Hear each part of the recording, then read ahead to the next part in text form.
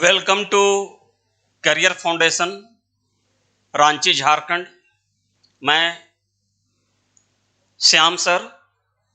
आज हम लोग करियर फाउंडेशन रांची झारखंड के चैनल से आगामी राष्ट्रीय स्तर पर यूनिवर्सिटी ग्रांट कमीशन विश्वविद्यालय अनुदान आयोग द्वारा आयोजित जो नेट राष्ट्रीय पात्रता परीक्षा साल में 2 बार आयोजित की जाती है, जून और दिसंबर में। उसके लिए अभी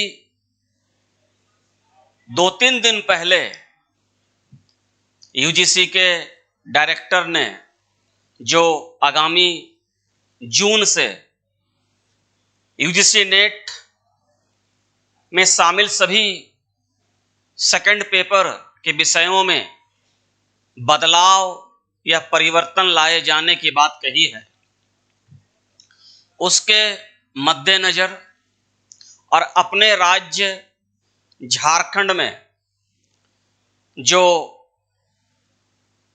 jet Jharkhand eligibility test, Jharkhand पात्रता परीक्षा जो असिस्टेंट प्रोफेसर या लेक्चरर की नियुक्ति के लिए होने जा रही है, जिसमें कुल 2404 पद हैं। हालांकि प्रारंभ में इसमें 2200 पद थे, अभी कुल पद हो गए हैं 2404। देखिए यहाँ पर लिखा हुआ है इस परीक्षा की क्या रणनीति एक सामान्य आधार पर क्या होनी चाहिए। दूसरी बात कि झारखंड में आगामी जो 10+2 परीक्षाओं में पॉलिटिकल साइंस के अलावे सोशियोलॉजी, एंथ्रोपोलॉजी, साइकोलॉजी और ट्राइबल और रीजनल लैंग्वेज को जो शामिल करने की मुहिम चल रही है, उसको लेकर, और बिहार में जो आगामी 10+2 की जो परीक्षाओं की तिथि घोषित कर दी गई है, उसको लेकर, साथ ही साथ बिहार सरकार ने जो बिहार में असिस्टेंट प्रोफेसर के लिए बेट यानी कि बिहार पात्रता परीक्षा लिए जाने की घोषणा की है, इन तमाम मुद्दों पर आज हम लोग संक्षेप में चर्चा करेंगे। सबसे पहले चर्चा शुरू करने से पहले, first of all, before discussing, I would like to give many congratulations for those all students who are going to appear in upcoming UGC NET examination। आगामी दिसंबर माह में ऐसे सभी मेरे विद्यार्थी या ऐसे विद्यार्थी जो मेरे संपर्क में नहीं हैं, वो भी जो दिसंबर माह में UGC नेट की परीक्षा में अपेयर होने जा रहे हैं, उन सभी को करियर फाउंडेशन परिवार की ओर से मैं श्याम कुमार शुभकामनाएं देता हूं और कांग्रेचुलेशन कहता हूं, ताकि आपकी परीक्षा बेहतर हो सके। 2 विषयों की तैयारी पर हम लोग विशेष फोकस करेंगे इस चैनल के द्वारा। एक है पॉलिटिकल साइंस और एक है इतिहास यानी कि हिस्ट्री। पॉलिटिकल साइंस की यूजीसी नेट की इस बार दिसंबर में जो एग्जाम होने वाली है, वो आगामी 11 दिसंबर को डेट तय की गई है, और इतिहास के लिए 6 दिसंबर की डेट तय की गई है। इन दोनों विषयों के जो विद्यार्थी हैं और जो मेरे व्यक्तिगत रूप से संपर्क में रहे हैं, उन सभी को मैं विशेष शुभकामनाएं देता हूं। आप जानते हैं कि असिस्टेंट प्रोफेसर या लेक्चरर बनने के लिए राष्ट्रीय स्तर पर आप नेट क्वालिफाई करना चाहें या स्टेट लेवल पर बिहार की बेट या झारखंड की जेट क्वालिफाई करना चाहें, इन परीक्षाओं की तैयारी के लिए एक बात सभी लोग प्रायः कहते हैं जो इस फील्ड से जुड़े हुए हैं, ऑल ओवर इंडिया की मैं बात कर रहा हूं, और अक्सर एक बात कहते हैं, मैं भी कहता हूं कि इस परीक्षा की तैयारी करना एक अलग चीज है और इस परीक्षा की तैयारी करके सफल हो जाना एक अलग चीज है। अगर आप अपनी सफलता के लिए तैयारी करने के मूड में हैं और आपने ठान लिया है कि आप अपनी तैयारी को इस तरह करेंगे जिससे कि आपकी सफलता सुनिश्चित हो सके, तो आपको एक बात गांठ बांध लेनी चाहिए कि नेट या स्टेट लेवल का जेट या बेट जैसी परीक्षाओं में सफलता के लिए कोई शॉर्टकट तरीका नहीं है, या आप केवल एमसीक्यू प्रैक्टिस सेट मार के इन परीक्षाओं में सफल कभी नहीं हो सकते जब तक कि आपका कंसेप्ट, आपका थ्योरी पोर्शन और पूरी सिलेबस पर आपका कमांड ना हो जाए। ये तो एकदम अनिवार्य शर्त है इस तरह की परीक्षाओं की तैयारी के लिए, और ये स्वाभाविक भी है। आप खुद सोचिए कि कॉलेजों में जाकर आप ग्रेजुएशन और पोस्ट ग्रेजुएशन जैसे स्टूडेंट्स को अगर आप पढ़ाने के लिए अपने आप को एलिजिबल या योग्य बनाना चाहते हैं तो इन परीक्षाओं में उत्तीर्ण होना अनिवार्य है। और आप जब यूनिवर्सिटीज, कॉलेजेस में जाकर पढ़ाना चाहते हैं तो स्वाभाविक है कि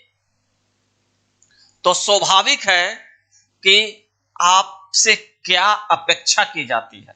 आप असिस्टेंट प्रोफेसर या लेक्चरर इस आधार पर नहीं बन जाते कि सिलेबस में इंपॉर्टेंट आपने सेलेक्ट कर लिया और आप परीक्षा क्वालिफाई कर गए। ऐसा नहीं होता है। अन्य परीक्षाओं में इस तरह की होने की संभावनाएं अधिक होती है, इस तरह की परीक्षाओं में इस तरह की संभावनाएं नहीं के बराबर है। हमारा 15 से 16 साल का अनुभव जो टीचिंग एक्सपीरियंस है ये बताता है कि इस तरह की परीक्षाओं में अंतिम रूप से चयन होने के लिए सिलेबस पर आपका टोटली कमांड होना जरूरी है। तभी आप किसी कॉलेज में असिस्टेंट प्रोफेसर या प्राध्यापक बनने के मार्ग में आप सही दिशा में जा रहे हैं, आप ऐसा समझ सकते हैं। क्योंकि आज का हमारा जो मेन टॉपिक है वो है कि अब नेट व पीएचडी की बाध्यता समाप्त हो गई है झारखंड में, और तो इस टॉपिक पर आज हमें ज्यादा डिस्कस करनी है। थोड़ा मैं संक्षेप में बता दूं कि एक बार झारखंड में 2008 में जेपीएससी ने झारखंड पात्रता परीक्षा का आयोजन किया था, और इस आयोजन के बाद से आज तक झारखंड में जेट या झारखंड एलिजिबिलिटी टेस्ट या झारखंड पात्रता परीक्षा का आयोजन नहीं हुआ है। इस परीक्षा से जुड़े कुछ न्यायिक प्रक्रिया और सीबीआई की जांच की वजह से इतना लंबा एक समय गुजरा है, जिससे कि झारखंड में असिस्टेंट प्रोफेसर बनने का सपना देख रहे जो यहाँ के कैंडिडेट हैं उनमें एक बड़ी हताशा, एक निराशा जैसी एक माहौल बनी हुई है। लेकिन अब ये निराशा और हताशा समाप्त होने का समय आ गया है, क्योंकि झारखंड विधान सभा ने, झारखंड लेजिस्लेटिव असेंबली ने झारखंड विश्वविद्यालय शिक्षक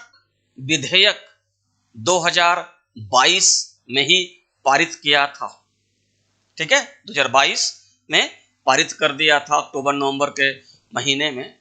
और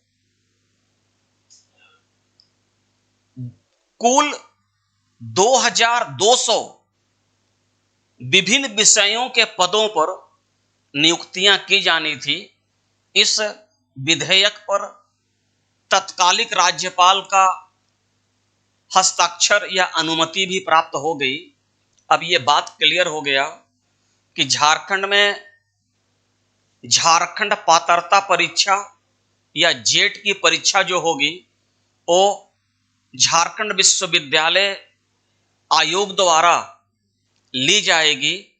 लेकिन साथ ही साथ एक बात ये भी कहा गया है कि यदि झारखंड विश्वविद्यालय आयोग के गठन में विलंब होने की संभावना है तो ये परीक्षाएं फिलहाल कुछ वर्षों तक झारखंड लोक सेवा आयोग यानी कि जेपीएससी द्वारा आयोजित की जाएगी। इस प्रक्रिया में अभी तक जो जानकारियां सामने आई है उसके अनुसार यह कहा जा सकता है कि वर्तमान में कुल पद 2404 यानी कि 2404 कुल पद हैं। इसी में पॉलिटिकल साइंस, इतिहास और अन्य विषय भी हैं। परीक्षा का जो पैटर्न या कार्यक्रम होगा उसमें 2 प्रपत्र यानी कि 2 पेपर्स होंगे। पहला पेपर जो फर्स्ट पेपर होगा वो कंपलसरी सभी के लिए होगा और उसमें विशेष तौर से सामान्य ज्ञान, टीचिंग एप्टीट्यूड और झारखंड से जुड़े क्वेश्चंस होंगे। लेकिन आपकी सफलता या असफलता तय करेगा आपका सेकंड पेपर जो आपका मेन पेपर होगा, चाहे वह इतिहास हो या फिर पॉलिटिकल साइंस हो या अन्य विषय हो। ठीक है, तो इस पिछले 2008 में जो परीक्षा हुई थी उसमें 150 टोटल क्वेश्चंस थे और 300 मार्क्स थे और मेरिट बेस पर साक्षात्कार इंटरव्यू के लिए इन्हें बुलाया गया था कैंडिडेट्स को। तो इससे पहले क्या होता था कि झारखंड में 2008 के बाद परीक्षा का नहीं होना, साथ ही साथ यूजीसी की रेगुलेशन के आधार पर यह तय किया गया कि किसी भी कॉलेज या विश्वविद्यालयों में असिस्टेंट प्रोफेसर की नियुक्ति के लिए जो मापदंड, जो स्टैंडर्ड होगा तो ये होगा कि या तो कैंडिडेट को नेट क्वालिफाई होना चाहिए या उसके पास पीएचडी होना चाहिए। यानी कि पीएचडी और नेट की अनिवार्यता आवश्यक कर दी गई थी किसी भी विश्वविद्यालय या कॉलेज में प्राध्यापक या असिस्टेंट प्रोफेसर या लेक्चरर बनने के लिए। लेकिन अभी यूजीसी ने अपने एक सर्कुलेशन में यह निर्णय लिया है और यह निर्णय विभिन्न समाचार पत्रों की सुर्खियों में छाया रहा कि अब विश्वविद्यालयों में, चाहे वह केंद्रीय विश्वविद्यालय हो या राज्य द्वारा संचालित विश्वविद्यालय हो, सभी विश्वविद्यालय के विभिन्न कॉलेजों में या विश्वविद्यालय के विभिन्न विभागों में, ठीक है, अब लेक्चरर बनने के लिए या असिस्टेंट प्रोफेसर बनने के लिए अब पीएचडी या नेट की अनिवार्यता समाप्त कर दी गई है। एक बात याद रखिएगा कि पीएचडी और नेट की अनिवार्यता समाप्त कर देने का यह सेंस नहीं है कि इसका वैल्यू खत्म हो गया है, इसका महत्व और उपयोगिता समाप्त नहीं हुआ, बल्कि पीएचडी और नेट की बाध्यता समाप्त कर देने का एक सीधा अर्थ है कि झारखंड में अब असिस्टेंट प्रोफेसर बनने के लिए झारखंड विश्वविद्यालय आयोग या जेपीएससी एक परीक्षा का आयोजन करेगा और उस परीक्षा का नाम होगा झारखंड पात्रता परीक्षा, या आप कह सकते हैं यहां लिखा हुआ है जेट, झारखंड एलिजिबिलिटी टेस्ट ना। इस परीक्षा में उत्तीर्ण विद्यार्थियों या कैंडिडेट्स को उतना ही महत्व, उतना ही वेट दिया जाएगा जो पीएचडी उत्तीर्ण और नेट उत्तीर्ण छात्रों को दिया जाएगा। पहले ऐसा नहीं था, पहले केवल पीएचडी और नेट उत्तीर्ण कैंडिडेट्स को ही लेक्चरशिप के लिए विभिन्न प्रकार के इंटरव्यू में कॉल किए जाते थे। अब जेट परीक्षा क्वालिफाई करने वाले विद्यार्थी, नेट क्वालिफाई करने वाले और पीएचडी क्वालिफाई करने वाले या पास करने वाले के इक्विवेलेंट या समकक्ष माने जाएंगे। यानी कि झारखंड में अगर आप लेक्चरर या असिस्टेंट प्रोफेसर बनना चाहते हैं तो अब जरूरी नहीं है कि आप पीएचडी उत्तीर्ण किया हो, आपने डॉक्टरेट की उपाधि लिया हो या आपने नेट क्वालिफाई किया हो। अगर आप झारखंड में झारखंड पात्रता परीक्षा उत्तीर्ण कर लेते हैं तो भी आपको असिस्टेंट प्रोफेसर के लिए एलिजिबल मान लिया जाएगा और आपको इंटरव्यू में कॉल किया जाएगा। यह बात है, ठीक है। लेकिन एक अच्छे स्टूडेंट के लिए मैं ये जरूर कहूंगा कि जो लोग पीएचडी या डॉक्टरेट में शोध या रिसर्च से जुड़े हैं वे अपने पीएचडी वर्क को रोके नहीं, उसमें लगे रहें, क्योंकि उसका अपना एक महत्व है। दूसरी बात, जो लोग नेट की तैयारी में लगे हैं वो भी नेट की तैयारी में लगे रहें, क्योंकि नेट का जो सिलेबस है, यूजीसी नेट का जो सिलेबस है, चाहे वह हिस्ट्री चाहे वह पॉलिटिकल साइंस का हो, ठीक है। और झारखंड में जो जेट का सिलेबस है, यानी कि झारखंड पात्रता परीक्षा का जो पाठ्यक्रम है, इतिहास या राजनीति विज्ञान का, तो दोनों पाठ्यक्रमों को एक जगह रख कर आप देखेंगे तो आप पाएंगे कि यूजीसी नेट का जो सिलेबस है पॉलिटिकल साइंस और हिस्ट्री का, ये जेट के सिलेबस से बिल्कुल मिलता जुलता है। थोड़ा बहुत डिफरेंसेस है, मैं इस बात को मानता हूं, लेकिन अगर आप अपनी तैयारी नेट स्टैंडर्ड पर कर रहे हैं तो झारखंड में जेट की परीक्षा उत्तीर्ण करना और बिहार में बेट की परीक्षा उत्तीर्ण करना आपके लिए ज्यादा आसान, ज्यादा इजी हो जाएगा, ठीक है।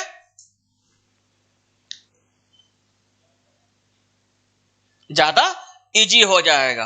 अब यहां पर आप देख लिए कि अब नेट व पीएचडी की बाध्यता समाप्त और झारखंड पात्रता परीक्षा के लिए यानी जेट परीक्षा के लिए नियुक्ति प्रक्रिया प्रारंभ होने की बात कही गई है और इससे जुड़े कई महत्वपूर्ण समाचार कई न्यूज़पेपर में प्रकाशित हो चुके हैं।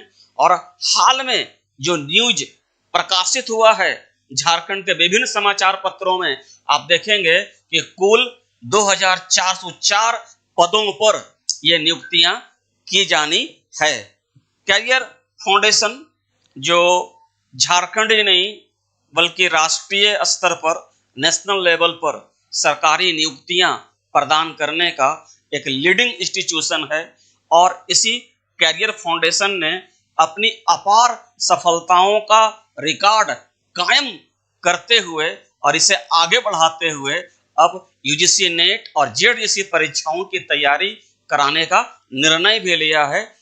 मुझसे जुड़े हुए ऐसे सारे स्टूडेंट्स, कम से कम मुझे लगता है कि अभी तक मेरे पढ़ाए हुए 100+ ऐसे स्टूडेंट्स होंगे जो नेट या दूसरे स्टेट की पात्रता परीक्षाओं का आयोजन जो होता है उसे क्वालिफाई करके डिफरेंट टाइप्स ऑफ कॉलेजेस और यूनिवर्सिटी में पढ़ा रहे हैं।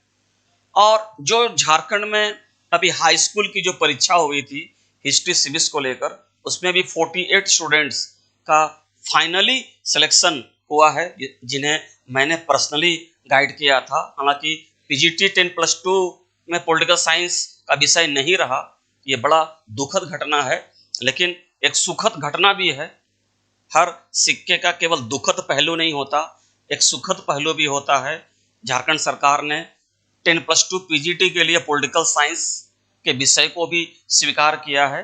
आने वाले दिनों में अब पीजीटी पॉलिटिकल साइंस की परीक्षा का भी आयोजन झारखंड में किया जाने लगेगा। थोड़ा सा मैं अंत में इस बात पर चर्चा कर लेता हूं कि जो आगामी झारखंड लेक्चरशिप या झारखंड में असिस्टेंट प्रोफेसर के लिए जो परीक्षा का आयोजन किया जाएगा, उसके पाठ्यक्रम क्या होंगे, उसके सिलेबस क्या होंगे, इस पर थोड़ा डिस्कस कर लेते हैं हम लोग। ज़्यादा मैं टाइम नहीं लूँगा क्योंकि ये प्रमोशन क्लास है।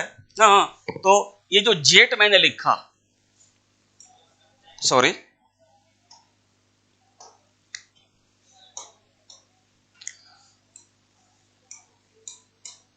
झारखंड पात्रता परीक्षा, पात्रता परीक्षा 2023-2024, मैं इसे रख लेता हूं। इसी को हम लोग क्या बोलेंगे, जेट, यानी कि झारखंड एलिजिबिलिटी टेस्ट। ठीक है, इसका जो संभावित पाठ्यक्रम होगा, यानी कि इसका जो सिलेबस होगा, विभिन्न विषयों का अलग अलग सिलेबस होगा। चूंकि मैं पॉलिटिकल साइंस में गाइड करता हूं, ठीक है, तो ये स्वाभाविक है कि पॉलिटिकल साइंस के सिलेबस पर मैं एक छोटी सी चर्चा आप सबके साथ कर लूं। तो पॉलिटिकल साइंस या राजनीति विज्ञान जो बोलिए आप, पॉलिटिकल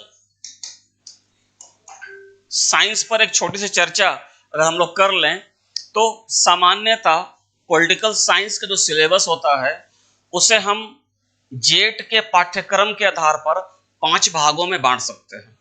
ये 5 भाग कौन कौन होगा? एक भाग होगा आपका पॉलिटिकल थ्योरी,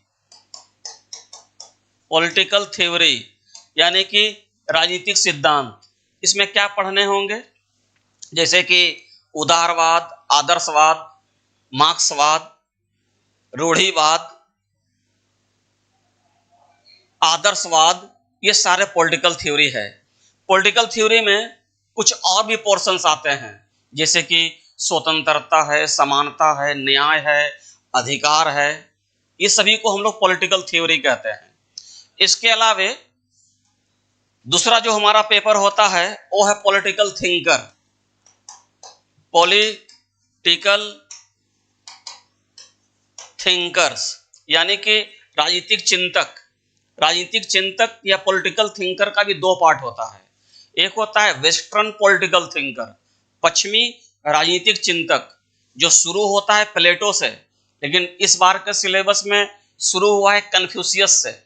अब देखते हैं कि 2000 जून में आयोजित जो नेट की परीक्षा होगी उसमें क्या बदलाव आता है। बदलाव की बात तो कही जा रही है कि जून से परीक्षाओं में कुछ बदलाव किया जाएगा। उस बदलाव का क्या प्रभाव झारखंड के जेट पर पड़ेगा ये तो आने वाला समय बताएगा, लेकिन मुख्य तौर पर जो मैं बता रहा हूं उस सिलेबस को फॉलो करना होगा आप सभी को। ठीक है, तो दूसरा जो है पॉलिटिकल थिंकर, इसके 2 पार्ट हैं। एक है वेस्टर्न पॉलिटिकल थिंकर और दूसरा है इंडियन पॉलिटिकल थिंकर। ठीक है, एक है आपका वेस्टर्न पॉलिटिकल थिंकर और एक है इंडियन पॉलिटिकल थिंकर, पश्चिमी राजनीतिक चिंतक और भारतीय राजनीतिक चिंतक। अब पश्चिमी राजनीतिक चिंतक का भी 2 पार्ट है, एक प्राचीन काल के पश्चिमी राजनीतिक चिंतक और एक आधुनिक। अब प्राचीन में जाएंगे तो क्या क्या देखेंगे? प्लेटो है, अरस्तु है, मुख्य तौर पर देखेंगे। आधुनिक में जाएंगे तो शुरू होता है मैकियावेली से, हॉब्स है, जॉन लॉक है, कार्ल मार्क्स है, जेम्स मिल है, टी.एच. ग्रीन है, ये सारे आधुनिक में आ जाते हैं। ठीक है, इंडियन में भी जाते हैं, इंडियन पॉलिटिकल थिंकर में, तो इसका भी 2 पार्ट होता है। ठीक है, एक पार्ट क्या है आपका? एक पार्ट है आपका प्राचीन राजनीतिक चिंतन, जिसमें मनु का धर्मशास्त्र या मनुस्मृति है, शुक्र नीति सार है, महाभारत का शांति पर्व है और कौटिल्य है यानी कि चाणक्य है।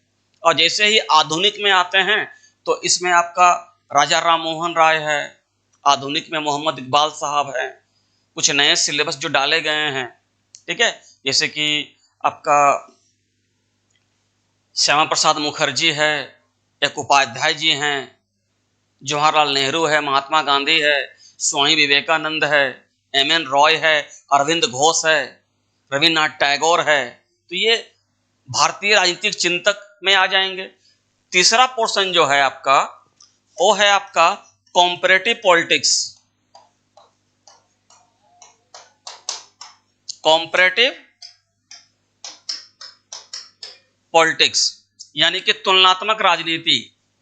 इसमें तुलनात्मक राजनीति के अर्थ, परिभाषा, वर्तमान समय में तुलनात्मक राजनीति का महत्व, साथ ही साथ पॉलिटिकल कल्चर, पॉलिटिकल सोशलाइजेशन, ठीक है। इसके अलावे भारत, अमेरिका, फ्रांस, ब्रिटेन, चीन जैसे देशों के शासनों का तुलनात्मक अध्ययन मुख्य तौर पर इसमें शामिल है। और भी चीजें हैं तो बाद में इस पर चर्चा हम लोग करेंगे। चौथा आपका है इंडियन गवर्नमेंट सिस्टम।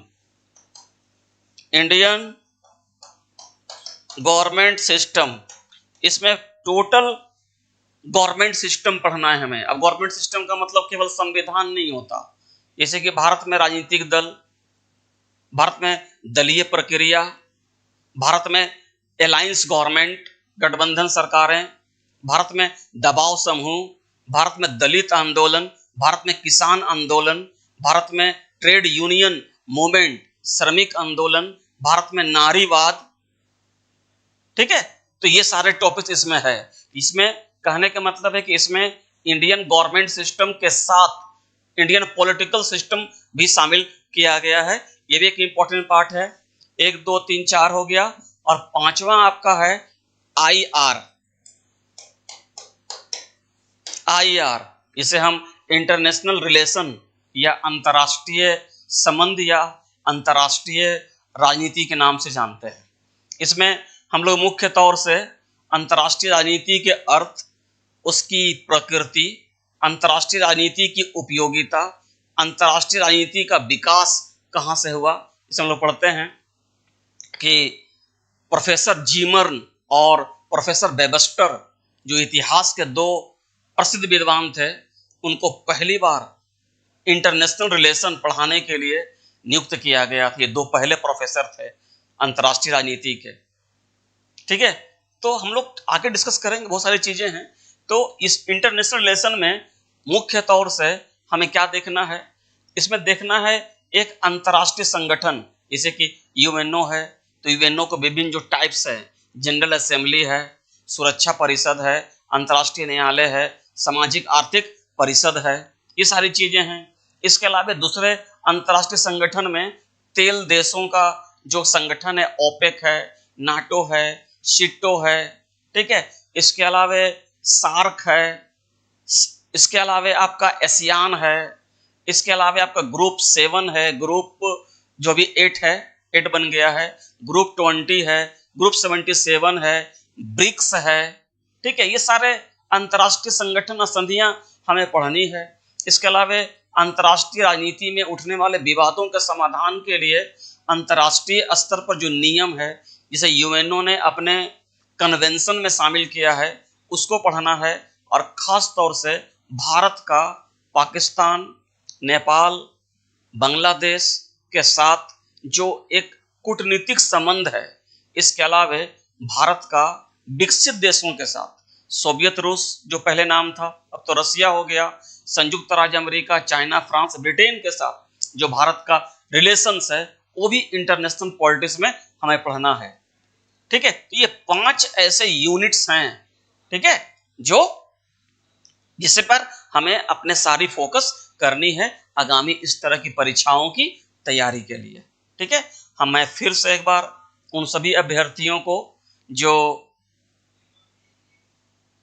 आगामी यूजीसी नेट की परीक्षाओं में अपेयर होने जा रहे हैं, मैं उन्हें शुभकामनाएं देता हूं।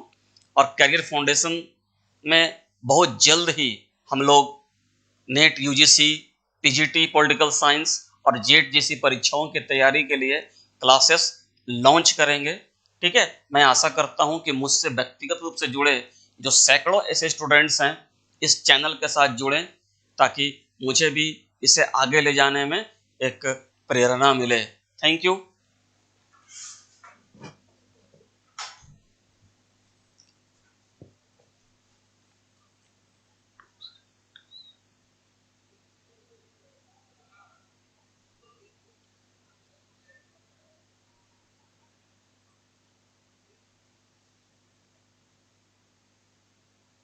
देखिए, एक स्टूडेंट्स पूछ रहा है कि नियुक्ति का आधार क्या होगा।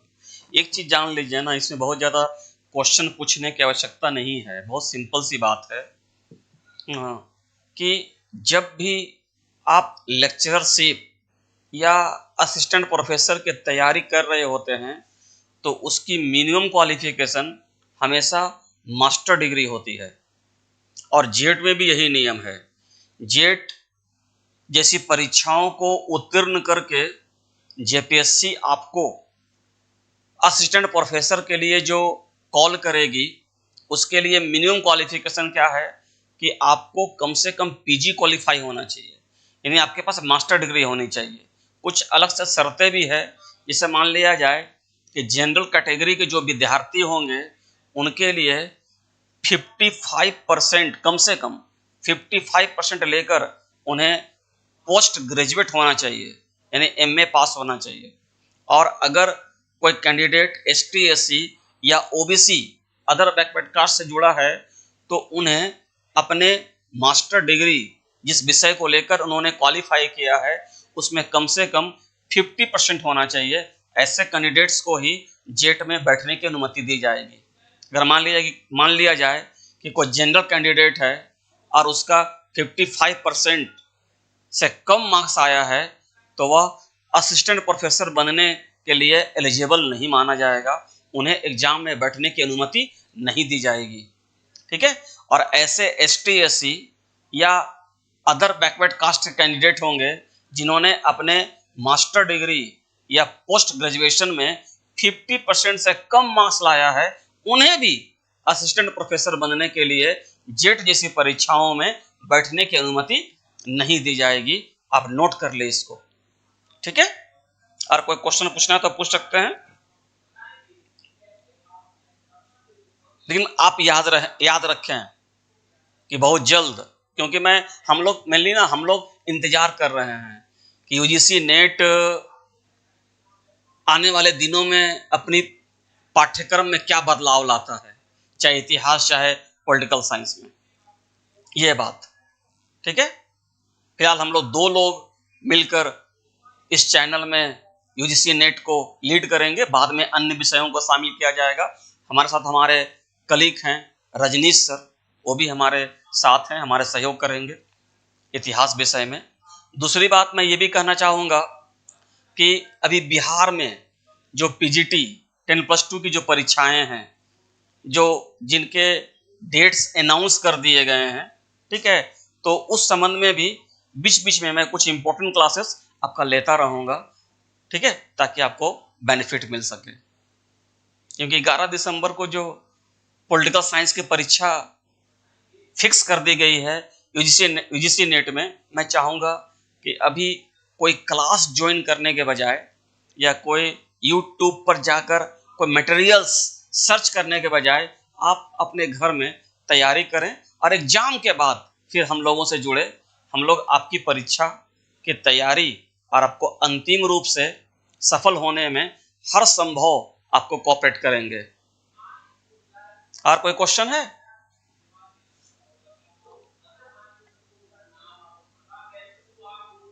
नेक्स्ट क्लास में मैं बिहार में जो 10+2 पीजीटी की परीक्षाओं में पॉलिटिकल साइंस लेकर बैठने जा रहे हैं, उनके साथ मैं कुछ प्रैक्टिस सेशन करूंगा एमसीक्यू बेस पर। ठीक है, या कुछ इंपॉर्टेंट चीजों पर डिस्कशन करूंगा ताकि उनको कुछ फायदा मिल जाए। ठीक है, थैंक यू।